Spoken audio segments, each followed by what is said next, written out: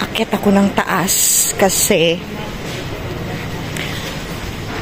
kagabi nakonsensya ako guys kasi busy ako kagabi. Meron akong tinapos na task. So it's 1 hour yun, no?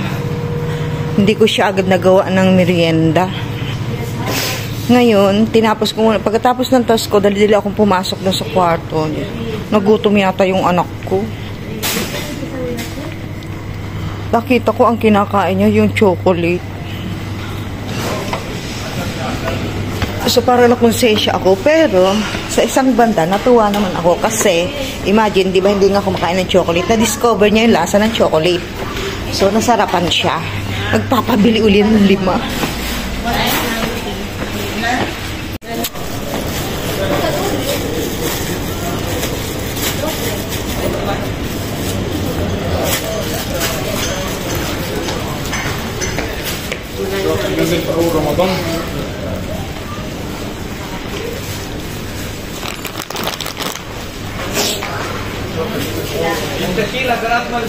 So, ang kukuhanin natin is yung chocolate na binili ko talaga nung last time. Kasi wala siyang nuts. Creamy siya. So, yun ang bibilin ko.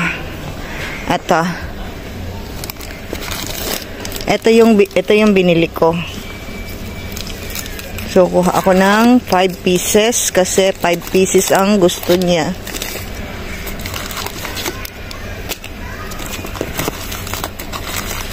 Bumili na ako ngayon bago ako mag-start sa work kasi mamaya pag uwi hindi na ako makakabili. Yan. Daming mga sale, daming mga naka-sale. Pero hindi naman kailangan. So kung kinakain lang sana lahat ni Tutoy yan eh. Bibili ako. Hindi kinakain eh.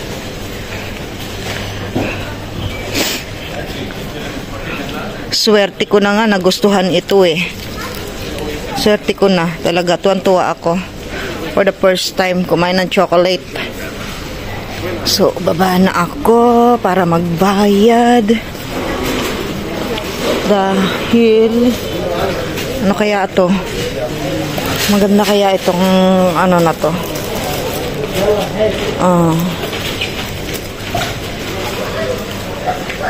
Ano guys, palagay nyo, bilan ko kaya. Try ko kaso baka hindi niya magustuhan. Ito na lang muna. Next time na lang. Kailangan ko pang daming pagpipilian.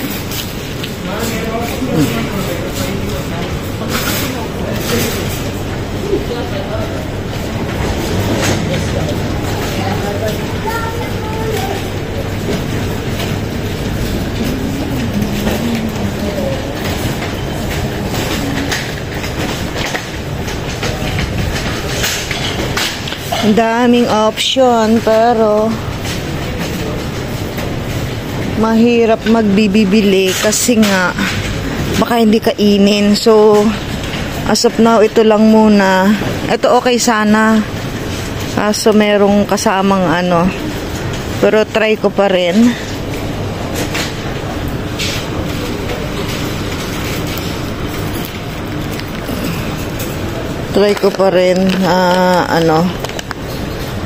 Tama na muna to guys. Baka na lang.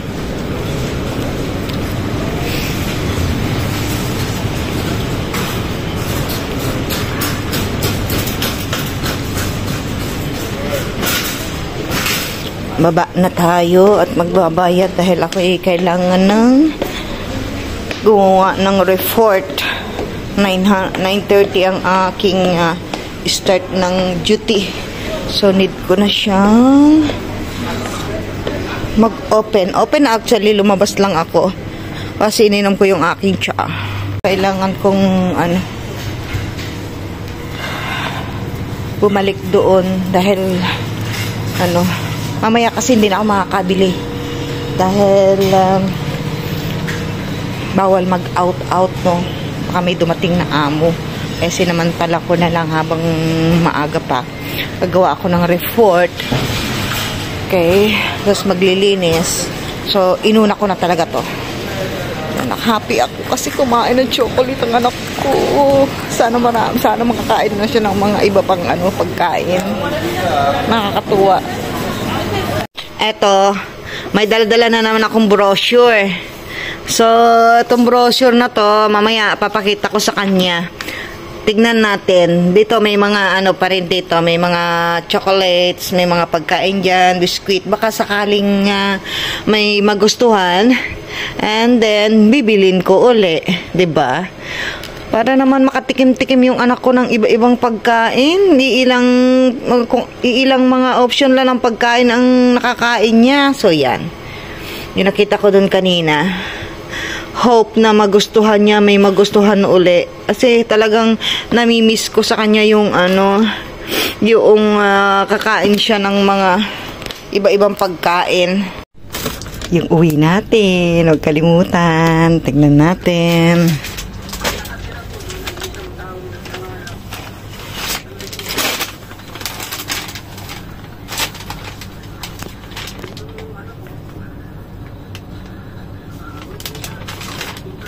Di pa pinapansin, kunwari. Busy sa Kati TV. Alay, bilisan mo anak, ay nagugutom na si mama. Nakain na ako.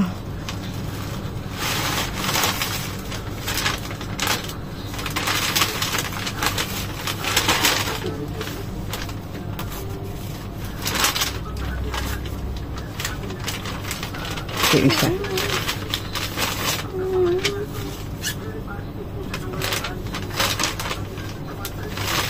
Ano pa yan? Dalawa yan Hey, galing. Wow.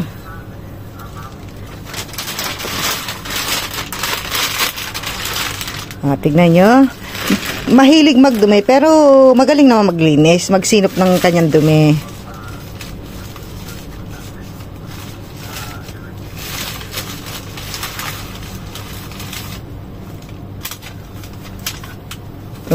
Tago pa ang resibo, kala mo no.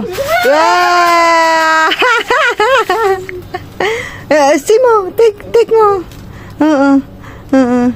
Take mo. Tuwang-tuwa siya. Tawagin daw yung kanyang tita at ipapakita. Ay, ang kanyang chocolate. Diba? Ang chocolate. Wow. Ang saya.